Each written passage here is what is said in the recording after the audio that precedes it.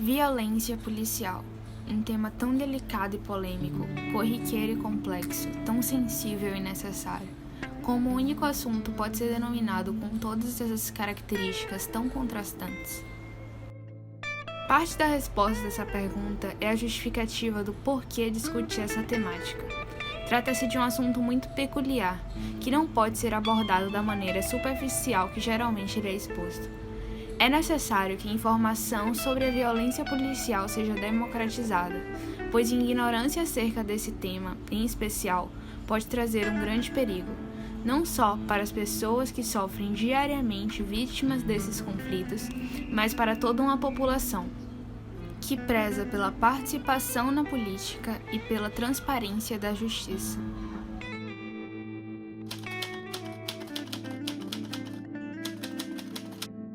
Em resumo, os direitos humanos são os direitos básicos de todos os seres humanos. São direitos civis e políticos, direitos econômicos, sociais e culturais, direitos difusos e coletivos. Quando se pensa na infração de algum desses direitos básicos para a construção de uma vida minimamente digna, nossa mente logo se volta para países onde há conflitos bélicos entre nações inimigas, disputas de território, uma violência muito mais explícita. E é aí que o perigo se encontra. No Brasil, se observa a existência de um conflito implícito, não tão evidente, e por isso, erroneamente, caímos numa cilada de achar que está tudo bem, sendo que não está. O inimigo que o Brasil enfrenta se situa dentro de suas próprias fronteiras. E, para exemplificar isso, agora iremos mostrar 2 artigos da Declaração dos Direitos Humanos que a brutalidade policial acaba, por consequência, infringindo. O primeiro que iremos exibir é o primeiro artigo da Declaração dos Direitos Humanos, que diz respeito sobre a liberdade do indivíduo. Artigo 1º. Todos os seres humanos nascem livres e iguais em dignidade e em direitos. Dotados de razão e de consciência, devem agir uns para com os outros em espírito de fraternidade. Em certa instância, podemos ver uma clara violação desse artigo quando tratamos da mentalidade da sociedade em geral. No senso comum foi-se criado um estereótipo de criminoso, ou seja, muitas pessoas já nascem criminalizadas. É retirado delas o direito à liberdade e a um tratamento igualitário, independente de ter cometido um crime ou não. Artigo 11º. Todo ser humano acusado de um ato delituoso tem o direito de ser presumido inocente até que a sua culpabilidade tenha sido provada de acordo com a lei, em julgamento público, no qual lhe tenham sido asseguradas todas as garantias necessárias à sua defesa. Esse direito se relaciona diretamente com a liberdade do indivíduo. O direito de ser inocente até o provado contrário ajuda no contexto de evitar quaisquer situações de comprometimento e punição de inocentes. Mas, infelizmente, existe uma infinidade de casos de pessoas que tiveram esse direito violado devido à gigantesca proporção da violência policial no Brasil. Muitas foram julgadas sem análise de quaisquer provas. Estamos negligenciando um tema que deveria ser considerado de extrema importância, visto os índices recordes do Brasil. Somos a polícia que mais mata do mundo e os negros, infelizmente, são a maioria das vítimas desses crimes. Em apenas 5 anos, a polícia brasileira mata, em média, o equivalente ao que a polícia estadunidense mata em 30 anos. Dados alarmantes como esses deveriam ser de conhecimento público. O povo brasileiro precisa ser conscientizado do genocídio e brutalidade policial que está presente no país para exigir que medidas sejam tomadas. No dia 6 de maio de 2021 foram mortas 25 pessoas em Jacarezinho, no Rio de Janeiro, no decorrer da operação policial mais letal da história da cidade. A ação aconteceu em contramão à decisão do Supremo Tribunal Federal, STF, que proibiu operações policiais durante a pandemia nas favelas e periferias do Rio de Janeiro. Os moradores relatam por meio das redes sociais que houveram mais mortes do que foram computadas, além de corpos no chão, invasão de casas e confisco de celulares. À tarde, após o ocorrido, eles chegaram a fazer um protesto na comunidade, mas a polícia negou que fez qualquer execução durante a operação. Além de o Supremo Tribunal ter proibido qualquer tipo de operação, a polícia não justificou as mortes dos moradores. Eles apenas falaram que os mesmos eram suspeitos.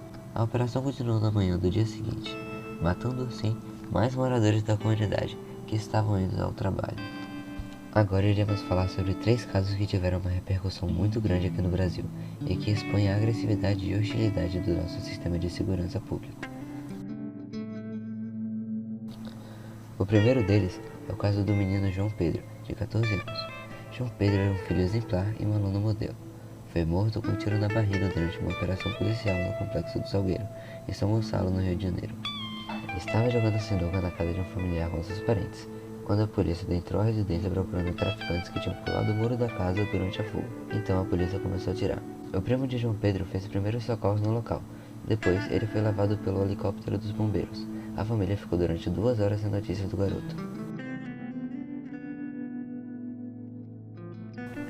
Agatha, de apenas 8 anos de idade, baleada pelas costas enquanto voltava para casa, sentada numa Kombi na comunidade da Fazendinha. Na tentativa de acertar uma moto suspeita, os tiros da PM acertaram a pequena Agatha. Marcos Vinícius, de 14 anos.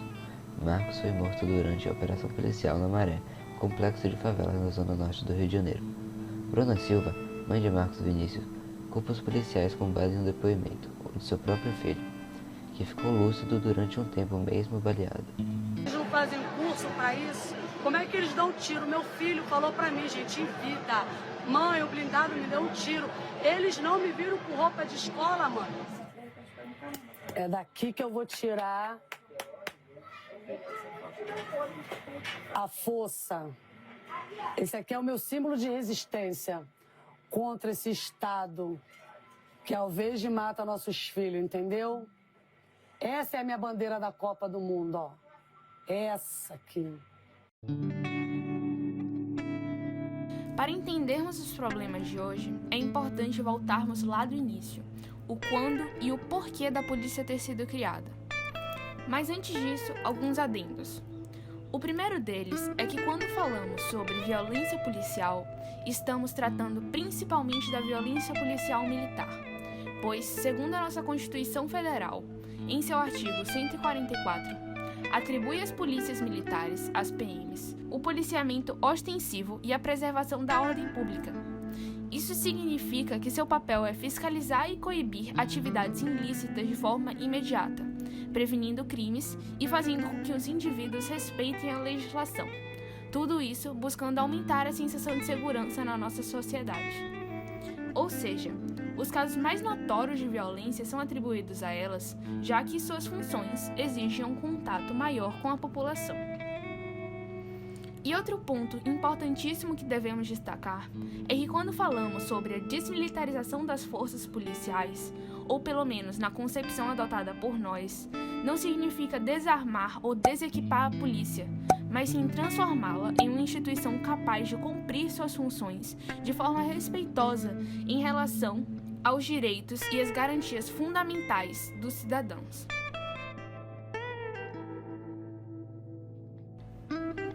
Foi com a divisão militar da Guarda Real da Polícia da Corte, criada por Dom João IV no ano de 1809, que as forças militares passaram a ter atribuições policiais, sendo que a principal função desse contingente, inicialmente formado por 128 homens, era coibir a capoeira, erradicar os terreiros de candomblé e as rodas de samba. E podemos ver essa mesma data no brasão atual da Polícia Militar do Rio de Janeiro. Sim, nos dias de hoje, a Polícia Carioca carrega esse brasão, com a data de 1809, criação da polícia pelos portugueses, e a sigla GRP, que significa Guarda Real da Polícia.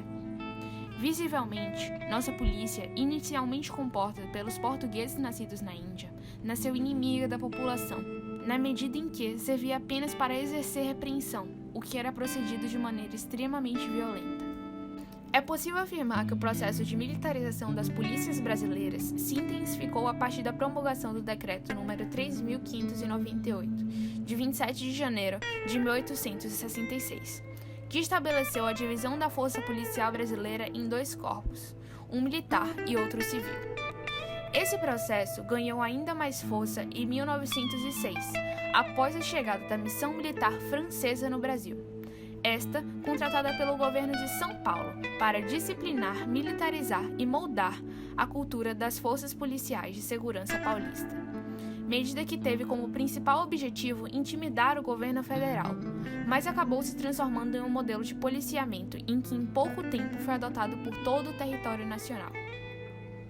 As décadas de 1920 e 1930 também tiveram um papel fundamental para a militarização das polícias e o estabelecimento de um padrão de atuação violento, tendo em vista que, no referido período, as forças policiais passaram a exercer funções políticas destinadas à manutenção do poder, como o bloqueio do comunismo e a eliminação de indivíduos considerados inimigos sociais, opositores políticos e criminosos comuns. Contudo, a militarização das polícias e a institucionalização do padrão de atuação violento restaram definitivamente consolidadas somente em momento posterior, durante a vigência da ditadura civil-militar, iniciada no ano de 1964, quando os governos militares, com o objetivo de tornar a repreensão ao inimigo comunista mais eficaz, alteraram radicalmente o sistema de segurança do país através do Decreto de Lei número 667/69, fazendo com que todas as polícias estaduais passassem a ser controladas e coordenadas pelo Exército. A partir de então, centralizadas e sob o comando do Exército, as forças policiais estaduais passaram a desempenhar funções em que, em um estado de exceção, normalmente são atribuídas aos militares, o que no caso da ditadura brasileira poupou às forças armadas uma exposição ostensiva e prolongada nos grandes centros durante a guerrilha urbana, acentuando as características militares e o padrão de atuação violento, sobretudo no que diz respeito às polícias militares estaduais. O processo de desaquartelamento das polícias militares estaduais verificado durante a ditadura pode ser melhor visualizado através de uma análise do sistema DOI-CODE, que foi utilizado pelos governos militares para empreender a repreensão. Dentro desse sistema, sob forte influência dos militares e ostentando grande poder, as forças policiais militares, assim como as civis, passaram a exercer suas atribuições através de um padrão de atuação autoritário e violento, o que resultou em diversos casos de violência, incluindo execuções e práticas de tortura para fins investigativos. É imperioso destacar que o processo transicional brasileiro, por ter sido incompleto, possibilitou a permanência de resquícios autoritários nos mais diversos âmbitos da nossa sociedade, principalmente em relação à segurança pública. Situação que, somada à insegurança e violência características dos tempos atuais, acabou permitindo a manutenção de um modelo de polícia militarizado e, consequentemente, do padrão de atuação violento.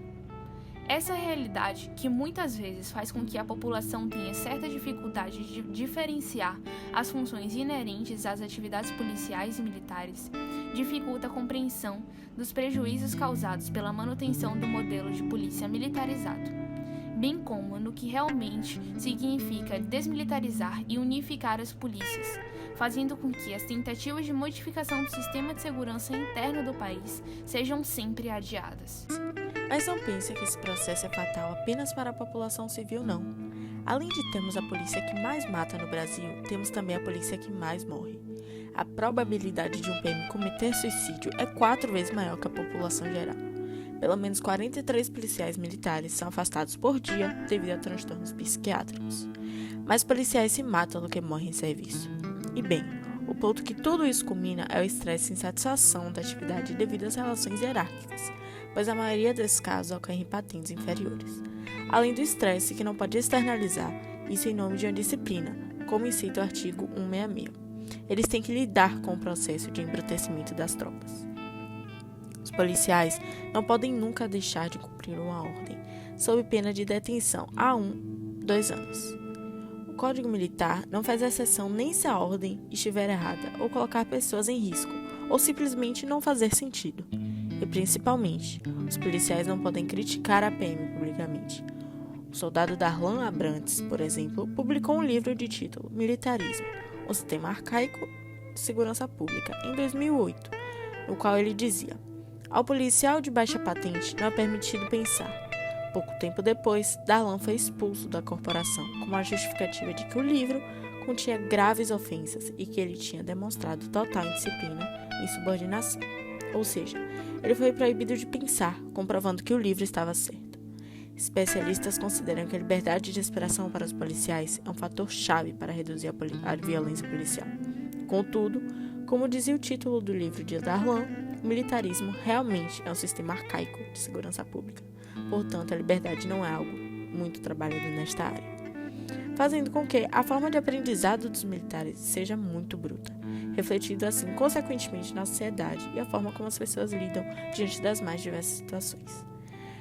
Quanto maior a letalidade policial, maior a vitimização policial, ou seja, quanto mais a polícia mata, mais ela morre. Desde o brutal assassinato de George Floyd pela polícia de Minneapolis, o Conselho da cidade passou a debater, com vasta maioria a favor, o fim da polícia local como é. Entre muitas transformações necessárias, a demanda mais urgente é pelo fim do racismo estrutural na maneira em que a polícia atua. A necessidade da reforma na Polícia de Segurança de Minneapolis também se faz presente em todo o território dos Estados Unidos. Na cidade de Camden, em Nova Jersey, por exemplo, a adoção de reformas da polícia local resultou na redução vertiginosa de casos de violência policial. Antes considerada uma das cidades mais perigosas do país, Camden adotou regras e medidas rígidas sobre o uso de táticas potencialmente letais por policiais. Isso exige que a força seja não somente razoável e necessária, mas também proporcional, diz Farhang Heidari, diretor executivo do projeto. Um policial deve intervir no caso de uso excessivo de força por um colega, e o departamento pode demitir qualquer oficial que tenha cometido excessos. Com a adoção das novas diretrizes desde 2015, o número de denúncias por força excessiva por parte da polícia caiu em 95% na região. O que vemos hoje em Camden é resultado de muitos anos de depósito na conta do relacionamento, diz Scott Thorson, chefe da polícia da cidade até 2019. Escolhemos a obra Além do Bem e do Mal, escrita por Friedrich Nietzsche. Nietzsche nasceu no dia 15 de outubro de 1844 e morreu no dia 25 de agosto de 1900. Foi um filósofo alemão e hoje é mundialmente conhecido e debatido por diversas pessoas. Autor de diversas obras célebres, como Demasiado Humano e A Genealogia da Moral. Além do Bem e do Mal, é um livro muito vasto e aborda diversas temáticas sobre aspectos sociais e comportamentais. Por isso, iremos nos aprofundar e tratar de maneira mais específica de 2 trechos do livro, no qual Nietzsche escreve: aquele que luta contra monstros deve ter cuidado para não se tornar também um monstro. E, se você olhar por tempo suficiente para o abismo também vai olhar para dentro de você. Esses trechos se relacionam diretamente com a relação dos brasileiros com as autoridades policiais atualmente. Mais da metade da população tem medo da polícia, e apenas 47% se sente assegurado e confia nas forças policiais.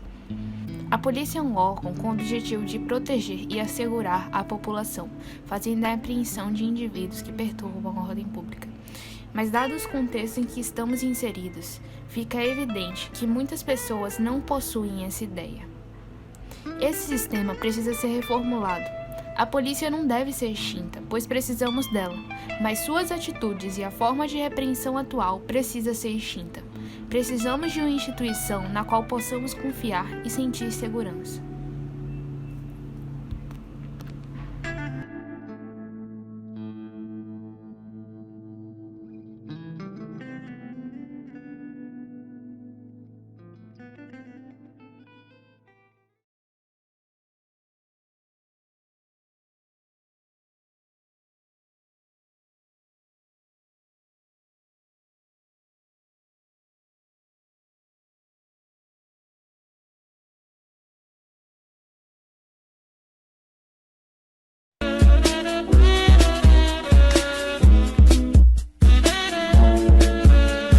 Troquei meu PlayStation por um fuzil!